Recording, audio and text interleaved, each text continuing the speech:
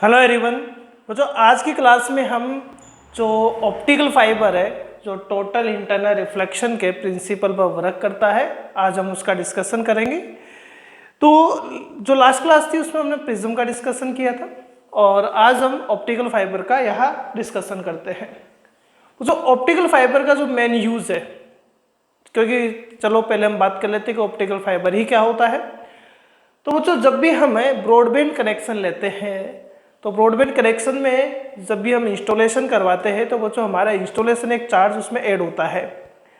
तो वो installation charge काफ़ी कॉस्टली होता है, 1000, 2000, 3000 तक वो चला जाता है। उसका रीज़न क्या है कि बच्चों जो केबल वहाँ यूज़ ली जाती है वो ऑप्टिकल फाइबर केबल होती है।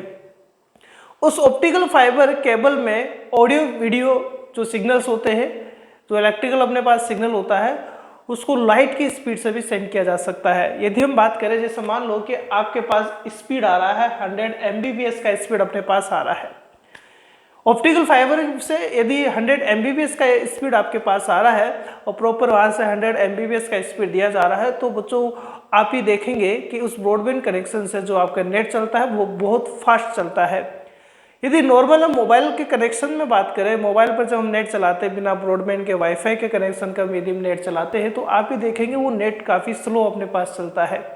उसका रीज़न इसका है कि जो वेव्स अपने पास आती है या जो सिग्नल्स अपने पास आते हैं वो इस मीडियम में आकर क्या करने लग जाते हैं, फैलने लग जाते हैं, डिस्टर्बेंस वहाँ करने लग जाते हैं। लेकिन यदि हम बात करें कि जो ऑप्टिकल फाइबर है, ऑप्टिकल फाइबर जो सिग्नल अपने पास आता है बच्चों वो प्रॉपर वे में आता है और बहुत फास्ट वहाँ से नेट वो क्लियर अपने पास चलाता है। उसका रीज़न ये है कि उस ऑप्टिकल फाइबर की वजह से जो सिग्नल्स आपके पास आ रहे हैं वो टोटल इंटरनल रिफ्लेक्शन अंदर ही अंदर करते हुए लाइट की स्पीड के जितना भी वो ट्रेवल करते हुए आपके पास पहुँच रहा है, जिसकी वजह से आपके पास क्या कर रहा है, 100 Mbps का स्पीड वहाँ आपके पास चल रहा है। तो जितना जैसे जैसे आपके पास स्पीड बढ़ेगा वैसे वैसे आपका नेट का स्पीड भी बढ़ेगा। तो ब्रॉडबैंड कनेक्शन में और भी बहुत सारी जगह पर हम ऑप्टिकल फाइबर्स का यूज करते हैं।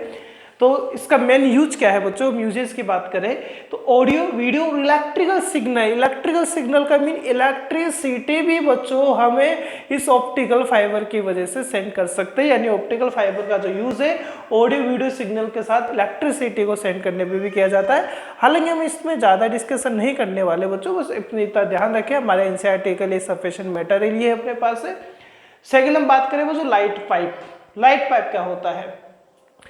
जब हम बात करें कि बहुत सारे, जैसे हम बात करें कि ऑप्टिकल फाइबर जो होता है क्वार्ट्ज जो होता है उनके फाइबर से मिलकर बना होता है, तो बहुत सारे फाइबर जो होते हैं बच्चों उनसे मिलकर हम लाइट पाइप बनाते हैं।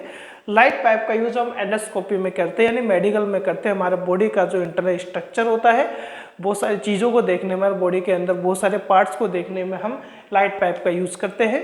फिर हम बात करते हैं वो जो बहुत सारे डेकोरेशन वाले लैंप भी बनते हैं, वो लैंप यानी डेकोरेटिव लैंप्स में भी हम क्या करते हैं, ऑप्टिकल फाइबर का यूज करते हैं। अब हम देखते हैं कि किस तरीके से वर्क करता है, इसमें क्या क्या होता है।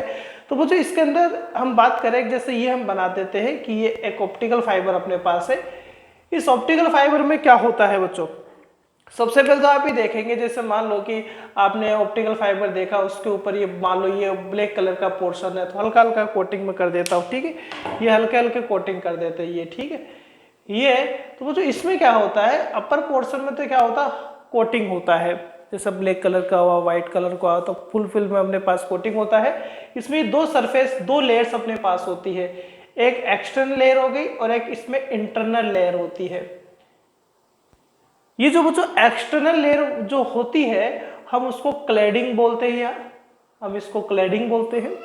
और इंटरनल वाली जो लेयर होती है हम इसको कोर कहते हैं। आप कभी भी ब्रॉडबैंड वाला वायर आप देखेंगे तो उसमें के अंदर आपको दो लेयर वो दिखाई देगी। एक आपके पास में देखेंगे बिल्कुल व्हाइट कलर में लेयर होगी, उसके अंदर भी एक लेयर अपने पास होता है, बाहर एक कोटिंग होता है। तो ये इसमें डबल लेयर होता है, क्लैडिंग और कोर। क्लैडिंग जो होता है बच्चों ये लोअर रिफ्रैक्टिव इंडेक्स रखता है, यानी इसका रिफ्रैक्टिव इंडेक्स क्या होता है, कम होता है, और ये इसका रिफ्रैक्टिव इंडेक्स क्या होता है, ज्यादा होता है। तो ये हायर रिफ्रैक्टिव इंडेक्स रखता है, ये हायर रिफ्रैक्टिव इंडेक्स रखता है। तो बच्चों इसका हायर रिफ्रैक्टिव इंडेक्स अपने पास होगा तो ये एज ए किसके जैसे बिहेव करेगा, एज ए डेंसर मीडियम के जैसे बिहेव करेगा, और ये एज ए किसके जैसे बिहेव करेगा, रेयर मीडियम के जैसे बिहेव करेगा।